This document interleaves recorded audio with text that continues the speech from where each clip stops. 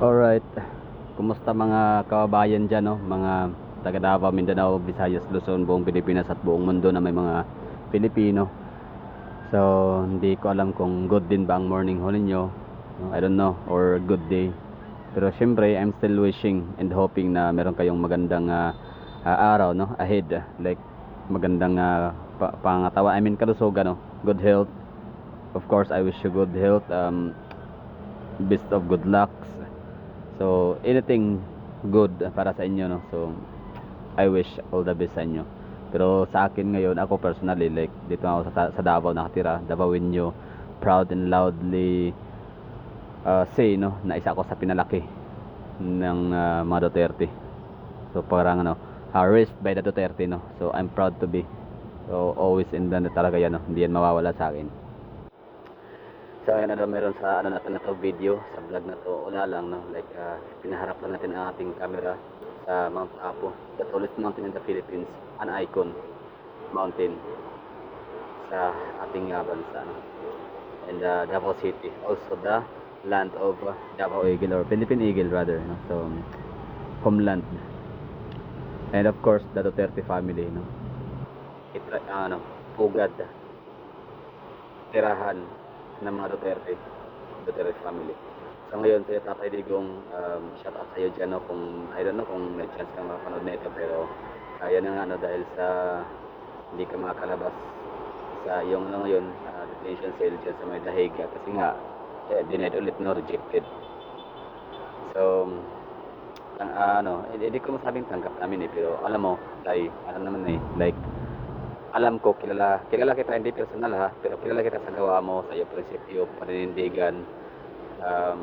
Siyempre batang 90s, no? Early 2000 hanggang sa ikaw ay naging presidente. So kahit paano nasusubaybayan kita sa pamamagitan ng panonood ng mga news. At siyempre nakikita rin kita, no?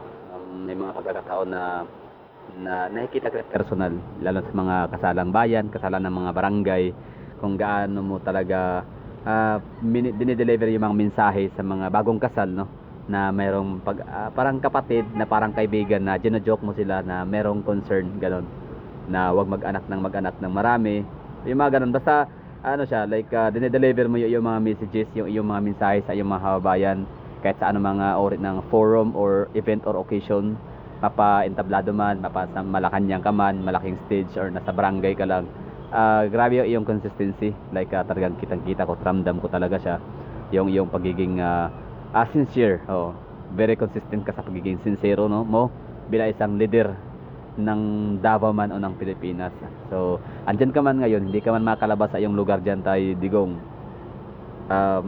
Huwag kang mag-alala, kami mga taga Davao, no, pinakauna, pangunahan namin yan ng mga taga Davao na ipagpatuloy ang pagsuporta. Kumbaga ipagpatuloy namin ang iyong legacy, no? Hindi man kami Dutertes, hindi man kami isa sa iyong mga anak, hindi man kami tatakbong mayor or congressman o kapitan, pero siguro masasabi kong maipagpatuloy pa rin namin ang iyong legacy by showing people ba, no, sa pamamagitan ng aming camera, kami mga nag-vlog dito sa Davao City, no? Hindi kami mananawa, hindi kami papapagod na ipagtanggol kayo, hindi kami mananawang ipagdiwang kayo, tama ba, no? So hindi ako magsasawa, hindi kami magsasawa dito sa Davao City na ipagtanggol kayo sa pamamagitan ng papapakita ng inyong mga gawa. Yes, minsan sinabi mo sa iyong video, no, parang meron akong napanood kasi dito sa mga nanonood diyan ngayon, sa inyo diyan.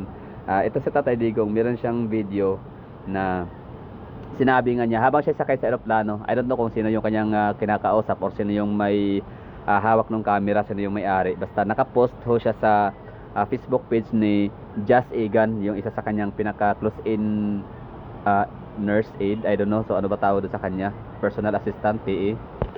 So ito sa Tatay Digong, at ito nga sa kay Jas Egan ang kanyang Facebook page na napanood natin. So sabi ni Jas Egan dito sa kanyang caption is, "Let the old man spend the twilight of his life in the arms of the land that shaped his soul, where every whisper of the wind calls his name, his beloved Davao." So ito yung sinabi ni Tatay Digong sa video. But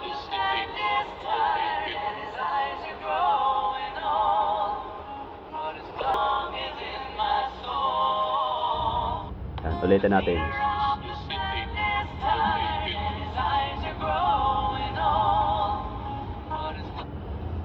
So ang sabi niya dyan, this is the city that I build. So referring, no, nasa eroplano ho yan, hindi nyo na siguro masyadong makita dito kasi nga nasa ano lang, no, medyo maliwanag, medyo ano siya dito, parang against the light, I don't know, so ano tawag dyan, basta hindi siya masyadong malinaw. Pero ako na nang mag-retire ng kanyang sinabi dito, nasa eroplano ho, ito si Tatay Digong nakasakay sa may gilid ho siya ng window seat, no. So nasa window seat sa Tatay Digong, tapos yun parang flinix niya, oo, proudly flexing na sa camera, no, sa taong nagbibideo sa kanya. This is my city that I built. This is the city that I built. So yes, Tatay Digong, no. So ito yung syudad na yung binild. And dito ay binild mo to hindi para sa mga anak, hindi para sa pamilya, kundi para sa aming lahat ng mga Pilipino, mga Davao-enyo. So maraming thank you Tatay Digong, no, for paving the way para sa mga susunod pa na henerasyon, no. Paving the way, no. Inalis mo yung mga tarantado, yung mga loko-loko, tinanggal mo yung mga barumbado, mga kriminal, yung mga salot, no, sa lipunan. In short say, para ano ka, tinanggal mo, no, para kang yung mga pest control, ganon, no, para kang pest control na talagang tinanggal mo yung mga anay, mga surot, yung mga walang pakinabang sa bayan, bagkos nakakasira pa, nakakapinsala pa ng iba, di ba? Lalo sa mga law-abiding citizens at mga walang kalaban-laban na mga Pilipino, mga bata, matanda, babae, mga nagtatrabaho ng patas, mga working students. So ang daming mga nabibiktima ng mga droga, ng mga illegal na droga, ang daming nabibiktima ng mga kriminal, ng mga walang kalaban-laban ng mga inosente. So yung mga pamilya ho nila ay sila ho yung mga number one na talagang nagpapasalamat ho sa inyo kasi during your mayorship dito sa Davao City, pagiging presidente sa Pilipinas, inaramdaman nila or nakaramdam or nakatanggap sila, nakakuha sila ng napakalaking hustisya, parang gano'n, no? So ang daming mga nanlaban patay sa drug war, no? Kasi nga kung hindi sila nanlaban, hindi sila mamamatay. Ang dami namang mga hindi nanlaban, buhay naman. Ang iba nga tumaba na ngayon kasi na-rehab sila, no? Tapos ngayon, ayun na, bagong buhay na sila. Ang daming mga ang daming mga testimony, no, across sa social media, mapa Facebook or mapa no, YouTube or TikTok, no. Ang daming mga nasasabi na dati silang mga lulong sa droga at napakalaking pasalamat sila kay Tatay Digong dahil sa kanyang drug war campaign. Dahil sa tukhang talagang sila nakulong, na rehab at yun, tumino at yun, naging maayos ang kanilang sistema ng katawan, parang bumalik sa normal. Hindi na sila dependent sa droga dahil nga sa meron silang maintenance, ganon, merong parang check up yata, no, parang may mga parang visit ganon, no, para sa mga updates or parang ganon, evaluation. Anyway, so balik tayo sa Davao City. So ito nga sabi ni Tatay Digong na this is the city that I build. So di ba? So tama ka tay, galing. Bravo. Ang galing mo Tatay Digong. The best. I mean, ibig sabihin napakagaling mo to. Napakagaling niyo po, no. Bravo, no. As in at ordinaryong Pilipino ako, ordinaryong Davaoenyo, hindi ako galing sa tao nito sa ma-impluwensyang pamilya. O wala akong direct na pakinabang or yung tarang direct na nakuhang tulong dito sa mga Duterte, like yung food packs, yung pera, ayuda, gano'n, no? Wala, never. Hindi ako nakatanggap, no. So congratulations sa mga nakatanggap. Kung meron ito sa Davao City, of course, so, during mga Pasko, ganyan, may mga calamities, sunog, nakatanggap ng mga kung ano ng mga galing sa kalang kamay, no, or sabihin man natin hindi man sa galing sa rambol sa yung perang pinambigay nila, although alam naman natin, ako alam ko I mean, hindi ko alam, like, ibig sabihin, paano ko ba nalaman, no, like, testimony sa mga yung mga Pilipino na low-key, na ito si Tatay Digong, nagbibigay talaga yan ng mga financial na hindi galing sa kaban ng bayan, kundi personal money ho nila. For example, si VP Sara Duterte, ito na lang, anong pandemic era, meron siyang binigay na 1 million pesos para sa parang basta binigay, nag-donate siya, no. Although marami-rami din mga mayor ang nagdo-donate that time galing sa kanilang mga sweldo. For example, si Kate Nieto ba yun ng Cainta Rizal, no. So nagbigay ang mga mayor. So syempre si VP Sara Duterte, partida hindi pa yung kurakot, ha. So talagang yung pera nila yan, mayaman sila. Syempre abogada ba naman, 'di ba? Meron silang law firm, abogado rin ng mister niya. So may pera ho sila, 'di ba? So may pagkakakitaan. Pero kung ikumpara sa pera ng mga tambalos-los na yan, tsaka kila Saldico, kila Martin, kila ay mga taga-Quadcom, no, Tuwadcom, tsaka mga kila Marcos, talagang wala sa kaligtingan yan. Alikabok lang yung pera ng mga Duterte. pero andyan pa rin sila, nagbibigay sila ng direct na ayuda, or ibig sabihin personal money talaga nila, no, nagbibigay sila. So ako, hindi ako nakatanggap ng personal na ganun, kaya baka yung iba dyan nasasabi na baka, kaya mo lang nasabi yan, kaya mo lang yan na nabanggit, kaya mo lang talaga pinura yung mga Duterte, kaya mo lang pinaglaban, kaya mo lang sila pinopromote, nire-recommend, o kaya mo lang commendable ang mga Duterte kasi na nakatanggap ka ng bigas 5 kilo, 10 kilo, o baka nakatanggap ka ng 5,000, o baka nakatanggap ka ng ganito, ganyan. Wala, hindi ako nakatanggap nun. Pero syempre, alam nyo ba kung bakit ako ganito, like bakit ko talaga sila pinagmamayabang. Actually, wala pang social media, sabihan ko kayo, bago pa man nauso ang Facebook, that's 2007, 2008, 2009, although nasisimula yung Facebook 2007, pero syempre, tayo dito sa Pilipinas, medyo late tayo, no, like nauso 2011, pero ako that time, nagkaroon ko ng Facebook sa like mga sometimes in 2010 yata, no. So pero na-promote ko sa Catadegos sa buong Pilipinas. Ako nagsimula kasi umalis sa Davao City way back in 2008 hanggang 2009, 2011, 10, gano'n, no. So ako nakamalis sa Davao City is 2012. So ibig sabihin 4 years akong umalis ng Davao City, no. Napunta ako sa iba't ibang region like Caraga region. Nagpunta ako sa Eastern Visayas region, or sabihin natin Samar Leyte. Ako ay nakapag Bicol region. Ako ay nakapag Calabarzon, NCR, and of course sinubukan ko ring mag-touchdown sa may Central Luzon. So that's Bulacan and Pampanga, pero more on Bulacan na ako that time. So hindi ako masyado nakapag-penetrate sa Pampanga province, no. So ibig sabihin that time, pag nalaman, kasi syempre di naman natin pwedeng ipagkailang tayo Davaoenyo, taga Davao, dahil nga sa accent natin, no, sa ating napaka strong, no, and hard ba tawag diyan, yung napaka strong na accent natin, na kahit pa tayo bihasa or marunong tayo magtatagalog or magtatagalog, no. So still pa rin yung accent natin as Davaoenyo. So syempre ang mga taga Manila, taga Luzon, or sabi yung mga taga Luzon, mga Tagalog, itatanong na kayo ba Bisaya? Ko opo, Bisaya ho, no. Talaga, saan kayo sa Bisaya? Sa Davao. Opo, Davao. Talaga ba? Maganda daw, totoo ba na matatapang na talaga mga Duterte? Matatapang kasi, from the word matatapang, I think the answer ko, oo, matapang ang Duterte. Na matatapang sila kasi nga hindi sila kayang barututin, hindi sila kayang i-bend, hindi sila kayang baliin sa kailang mga pinaniniwalaang prinsipyo at paninindigan. Kapag kamali, mariho talaga yan, no. Parang siya non-negotiable, parang ganun. Pagka magkakamali ka, mali talaga. Kapag mayroong bawal, implemented talaga yan. Bawal mag-smoke, pag mahuli ka, magmumulta ka talaga, or pwede ka rin community service. Pag sinabing bawal ang paputok, bawal talaga yan. Pag sinabing bawal mag-inom sa ganyang oras, bawal bumili ng ganyang oras kasi liquor ban, bawal yan. Kapag jaywalking, mga ganun, no? Basta maraming bawal sa Davao City na talagang city ordinances, and that's well implemented talaga. So ganyan katapa ang mga Duterte, hindi sila takot na mabash, hindi sila takot na mapagalitan, mabash ng mga madlang people. Mga ganun, di ba? Wala silang pakialam. So ganun katapa ang mga Duterte. So ang iba naman, yung perception nila, dahil nga alam naman ang mainstream media kung mag-deliver talaga sila ng mga news nila, di ba? Ng caption, ng title, talagang iba, no, talagang painting differently, no, sa kung ano yung tunay. So syempre ang iba natatakot, no, nakakatakot daw sa Davao. Nakakatakot sa Davao hindi dahil sa mga crimes, criminality, kundi nakakatakot sa Davao City kasi what if ba magkamali sila, like alam mo yun, yung baka daw magkamali sila ng tawid, magkamali ng tapon ng basura, baka daw mahuli sila mag-yosi, ganon, o makaroon sila ng kasalanan, baka daw sila ay masampulan ng mga Duterte kasi matapang nga daw. Sabi ko, hindi ganoon, hindi totoo yan. I mean, hindi ganoon ang mga Duterte. Sa totoo lang, yung tapang na sinasabi ho ninyo, applicable ho lang yan, ginagamit lang ho nila yan, ang tapang na yan sa mga kalaban, sa mga walang kwintang tao, mga kurakot, sa mga kriminal, sa mga abusado, sa mga abusado lang sa mga nasa posisyon. So matatapang lang yung mga yan sa mga taong mga ganong uring tao, hindi sa mga walang kalalaban-laban ng mga taong gagaya nating ordinaryong nagtatrabaho, lumalaban ng patas, lalo sa mga bata, estudyante at mga kababaihan. Talagang hindi yan sila. Nananampa lang yan ng pulis na mga barumbado. Oo, pero matagal na yon, no. Yung hindi man si Tatay Digong nanampa ng pulis, kundi yon. Meron kasi minsan dito sa Davao City na may babae na parang binastos siya, nung mga kapulisan, like parang sinipulan, or parang imbes na magreklamo siya, like meron siyang hindi magandang karanasan sa labas, tapos pumunta na police station, ganun, tapos nagsumbong, ganyan. Tapos ang nangyari, parang binastos pa siya tuloy ng kapulisan. Nung pulis na yon. Although isa lang naman, no.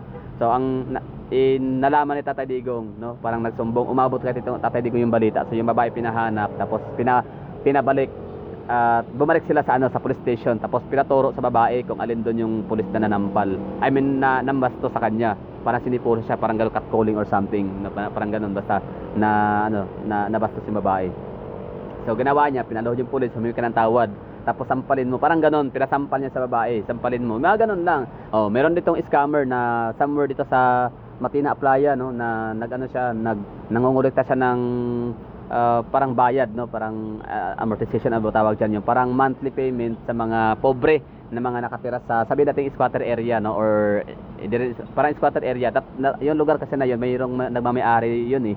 So parang sinabi nung scammer na, oh, dito kayo tumira, meron tayong lupa dito, public lang, ito ganyan-ganyan. Oh, ready na to, parang pag mabuo nyo ang bayad, installment ganon, tapos pag nabuo nyo ng bayad, fully-paid na kayo, pwede na kayong magkakuha ng inyong papilis, property, title, parang ganon, no.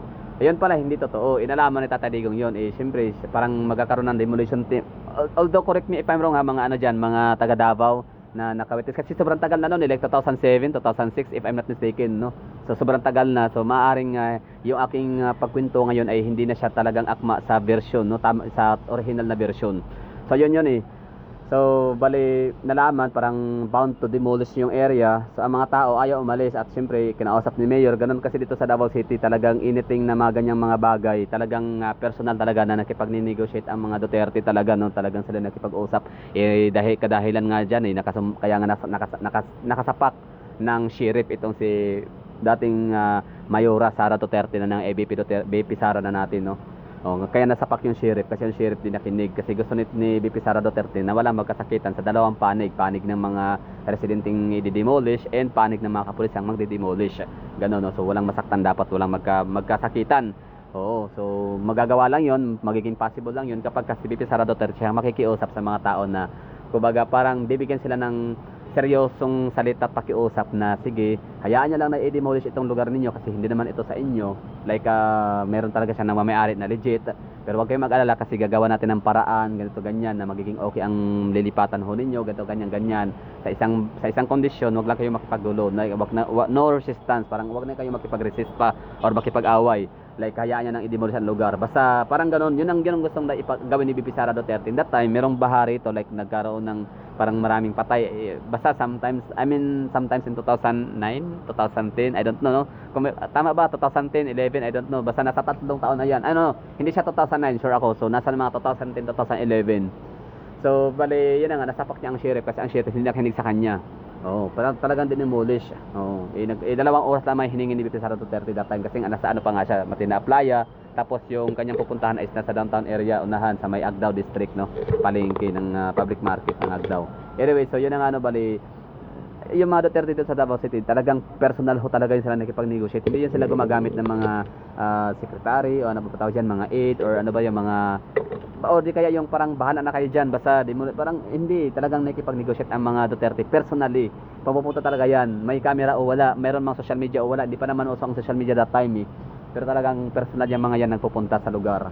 Kaya nga dati sa Davao City, sa totoo lang, nakatakot dito maging snatcher, nakatakot ito maging kriminal, nakatakot ito maging batang pasaway. Oo, kasi pag madaanan ka natatadigong sa kalsadang kunyari, nagyoyosi ka o ano, talaga ipapalunok sa iyo yung cigarette butts, parang ganon. Hindi kasi nagyoyosi ka somewhere in public places, di ba? O di kaya pag criminal ka, hold upper ka, tapos natsempuhan mo si tatadigong naging taxi driver, patay ka talagang bata ka. Kaya nakakatuwa talaga dito sa Davao City ang istorya namin dito. Like grabe. Hindi mo talaga lubos akalain na merong mayor na nag-i-exist dito sa Pilipinas na kagaya kila Tatay Digong, kasi akala ninyo movie lang, palabas lang, sa mga movie lang mapapanood or comics mababasa, di ba, o sa mga radio. So merong talagang nag-i-exist yan sila sa Davao City, sa Duterte family. Anyway, so balikan ho natin si Tatay Digong. Yun ang Tatay Digong, this is your city that you build. So maraming thank you, no, for paving the way para sa aming mga sasunod na mga henerasyon. So nilinis mo ang Davao City. Sayang lang na kapanghinaya ang Pilipinas ay 6 years lang talaga kayo magiging 6 months lang kayo nabigyan ng pagkakataon, at yun ang pandemic pa yung ibang taon, like mga 1 year and a half or 2 years yata pandemic, so hindi ka talaga pag-perform ng maayos doon. So in fairness, talagang yun it talaga, no, talagang well managed talaga yung time ng pandemic, yung resources natin talagang nagamit ng maayos, no. Kaya nga galit itong mga congressman, mga kurapat na mga mayor, governor at kung ano-ano pa, kasi nga hindi sila nakapagpangamkam ng salapi ni Juan nung sa iyong kapanahonan as president. Anyway, so maraming thank you. Gusto ko ipakita ko sa iyo ang ganda ng Davao City. Yung nga pala, kung sino dyan ang nanonood ngayon ng mga malapit kay Tatay Digong, no, sa iyong kanyang anak, just in case na mapanood na BP Sara Duterte, Mayora, or BP Duterte, BP Sara, ito po, maraming thank you. Maaaring isa lang ako sa narinig mo na nagsasabi dito sa hindi man personal pero sa via camera, no. So pero alam ko na hindi lang talaga nagkaroon ng chance yung iba na magkaroon ng cellphone na ginagamit. I mean, hindi nagkaroon ng chance yung iba na magkaroon ng platform na gaya nito, na hindi man kasing laki, kasing lawak ng reach, pero at least may chance na pwedeng mapanood, no, or mapadala yung mensahe. So pakisabi sa iyong Tatay Digong na kay Tatay Digong, tatay natin 'yan, no. Inaangkin na namin siya as tatay na rin. So bali pakisabi sa kanya na ang legacy niya ipagpatuloy namin. So anong legacy ba 'yon? Siyempre, no, talagang mai-immortalize namin, no. Mai-immortalize ang kanyang mga gawa sa Davao City by sharing through vlogs, through videos, and of course yung ang aming mga personal na mga testimonies sa aming mga anak, kaapu-apuhan at kaapu-apuhan, great grandchildren, no. So kumbaga Davao City is nothing without Duterte. Lalo ka na Tatay Digong. So yun lang, BP Sara Duterte kayo sa kanya. So Tatay Digong, this is your city, no, na ginawa mo. So ang ipapakita ko lang ho dito yung portion ng Mount Apo. Siyempre Mount Apo, walang kinalaman si Tatay Digong dyan, ha. That's naturally made, no. So ano yan naturally made, no. So that's wonder nature. Hindi yan gawa na Tatay Digong, of course, diba? Oo naman. So ano lang, ang kay Tatay Digong lang naniligas siya, itong Davao City as malinis, disciplined, safety, livable city, peaceful, progressive, ano pa ba meron, no? Basta beautiful, organized. Ito yun. So that's Davao City. So open sea, may playa area, Talomo District pa rin yan, Talomo District, Toril District, yan, yung mga balubuntukin na yan, Mount Apo. That's Toril District right there, no? So, sobrang lawak ng Davao City, ha. Ulitin ko, 3 times, almost 4 times, or almost, parang Metro Manila times 4 equals Davao City, ganon. Ganon kalawak ang Davao City. So, pinamunuan yan ng isang mayor lang. Hindi kagaya sa NCR na napakaliit ng area pero ang daming mayor, no? They have 15 mayors kasi 14 cities in one municipality. Pero kita mo naman, no, mga pa rin, dami pa rin mga barumbado, dami pa rin mga tarantado sa Metro Manila. Wala talagang walang safety. Hindi safety ang Metro Manila, like wala lang. At balagbagan gano'n, no. Basta matirang matibay sa Manila. Kumbaga survival of the fittest ba ang tawag diyan sa Manila. Mas malakas ka, mas patapang, mas matibay ang loob. So Manila is best for you, no. So survival of the fittest ang sa Manila. Pero dito sa Davao City talaga may kita mo mga tao dito naglalakad, napaka-komportable, hindi kailangan magmadali, hindi kailangan maging ganon ka sensitive, no, yung kanyang instinct sa paligid-ligid kasi nga wala na ditong mga snatcher, wala tong mga hold upper. Kung meron man, subukan lang, no. Meron naman diyan na subdivision nung sa time ni Mayor Basti Duterte. Talagang if I'm not mistaken, nasa 5 bases yun, sunod-sunod, no, series of akyat bahay sa mga subdivision niya. Kasi yung area na yan ng Homeland Subdivision, wala ho yung mga gates, hindi sila matatawag na exclusive subdivision, no, like hindi sila gated, hindi sila ganun ka extra, I mean mayaman, no, pero hindi sila nga exclusive, no, walang gwardiya. Kaya ang mga daanan diyan, may lusot-lusot ganun, no, parang tagusan kung saan. Kaya may mga akyat bahay gang. So yung akyat bahay na gang na yun, parang 5 yata. So anyari, wala na, di ba? So wala na. So yun, wala na. Alam niya na ibig sabihin nun, nahuli siyempre, di ba?